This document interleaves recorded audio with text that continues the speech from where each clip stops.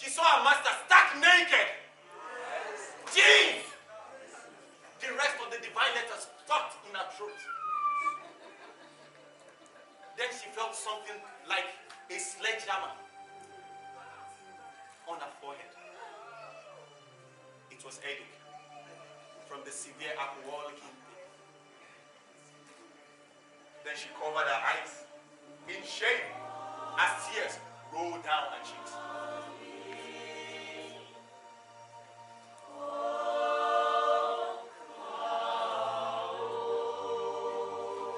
She couldn't stand the shame. She staggered out of her master's bedroom, headed straight to her room and locked herself up and started vomiting as a result of the alcohol intake. The grounding sound and Lateef Adedimeji, who forced his way through the connecting door into her room.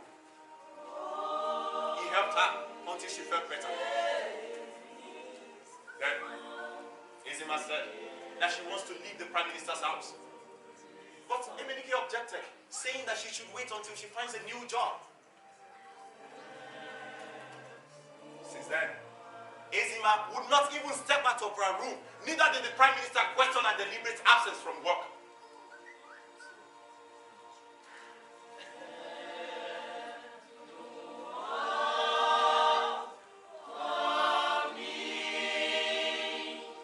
Between the 25th and the 30th of July, Ezima waited for her menstruation, but it was nowhere to be seen.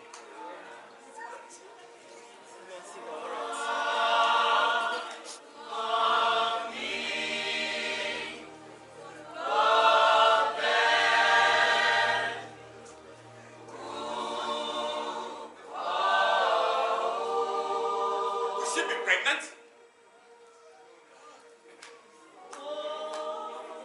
Is there a mistake somewhere? She consulted her record. There was no mistake. Ever since her science teacher taught her about her menstrual cycle, before she dropped out of school, she had kept a reliable record. Making a mental note of going to see her dad in 2 days. Ezima, still excited and frightened, called Emenike into a room and confided in him.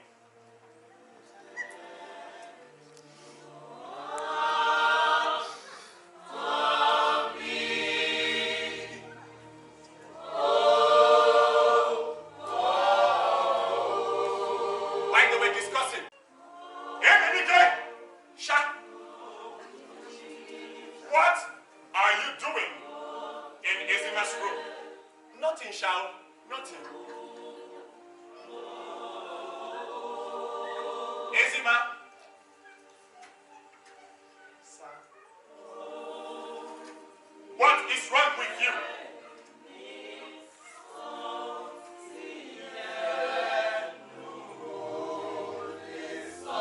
I am pregnant. What? I am pregnant. Oh, that serves you right. Continue. Continue to do rubbish with Emenike, but you will face the consequence. Emenike, sir! Who is responsible for Ezima's pregnancy? I doesn't know, sir. I doesn't know. I don't have a hand there. Ezima, sir, who is responsible for your pregnancy?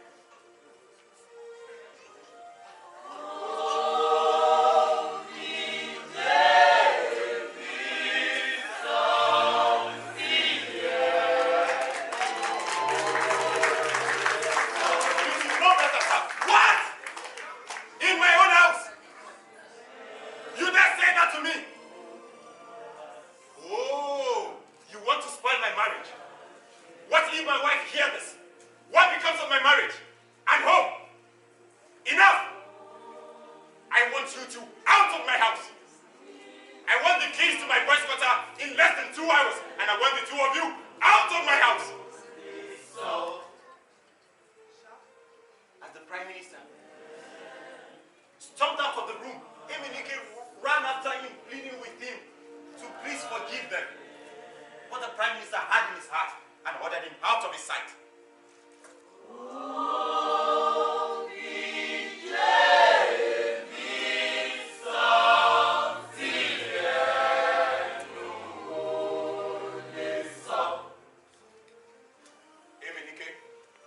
Went back to the boys' quarter. Ezima, who had already packed all of her belongings into one of the leather bags she inherited from her mistress, helped Emenike to pack his own as well.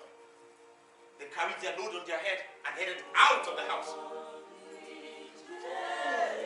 They walked and walked until they left the GRA.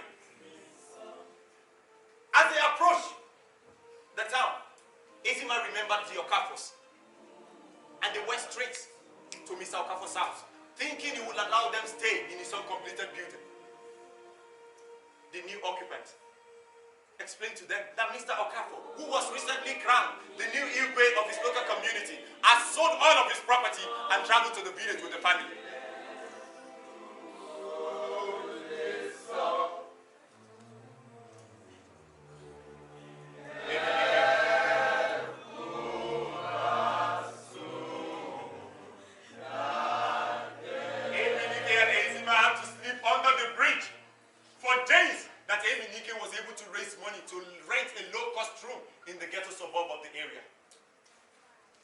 Unable to find a regular job, he worked as a laborer at the cement factory. His job was to load and offload heavy bags of cement. His earning depended on the number of bags he could lift every day. He earned 100 naira for every 10 bags of cement. Emenike was branded the bulldozer amongst his colleagues because he constantly lifted 350 bags of cement every day. Within the first 6 months, he has proved his worth as a man. Towards the 7th month, Ezima married him. A month and 2 weeks after their celebrated marriage, I was born.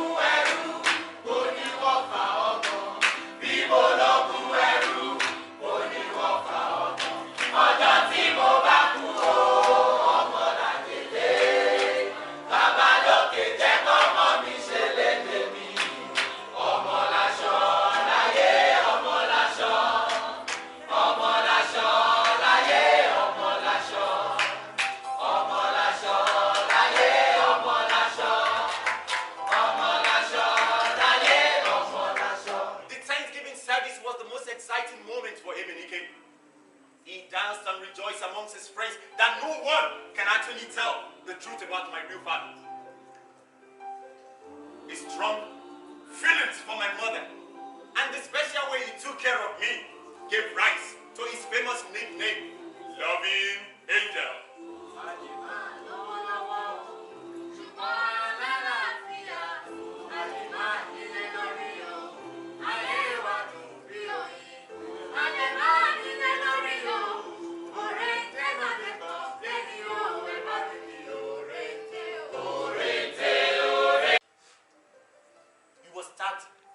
A good man because he has proved as a good man that has strode through the sea of action. He vowed that I must enjoy the indulgences of privileged children. He spent all of his savings to make sure that I receive a sound education.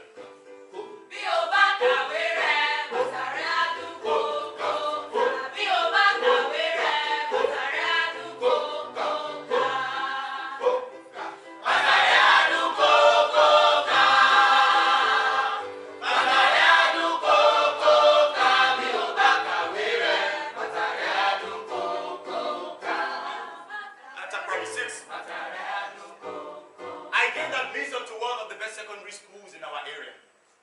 My tuition fee alone was 400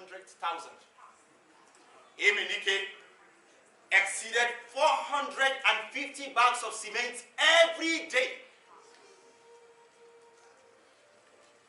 My first tragic experience occurred in my 4th year.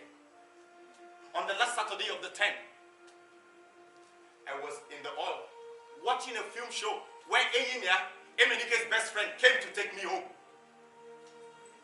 On our principal's request, our housemaster allowed me to follow him home. On our way home, Eyinia explained the tragic tale of how Emenike slumped and died trying to carry a bag of cement.